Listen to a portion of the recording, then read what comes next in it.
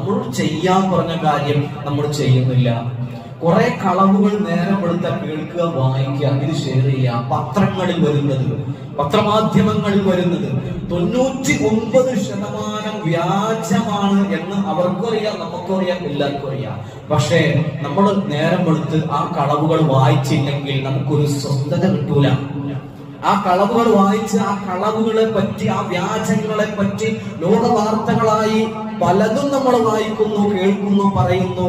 കുറച്ച് ദിവസം കഴിയുമ്പോൾ, കുറച്ച് നേരം കഴിയുമ്പോൾ നമുക്ക് മനസ്സിലാകുന്നു അത് ഫേക്കാണ്, അത് വ്യാജമാണ്. ഈ വ്യാജത്തിന് വേണ്ടി മനുഷ്യർ തന്റെ ജീവിതം, തന്റെ സമയം ചെലവഴിക്കുകയും അതേസമയം താൻ പഠിക്കാനും അത് പഠിപ്പിക്കാനും തനിക്ക് ഇഹലോകത്തും പരലോകത്തും ഉപകാരം കിട്ടുന്ന കാര്യങ്ങൾ മനുഷ്യർ ആഴ്ചയിൽ ഒരിക്കൽ പോലും അതേ സംബന്ധിച്ച് പഠിക്കാതെയും ചർച്ച ചെയ്യാതെയും ഇരിക്കുന്നു.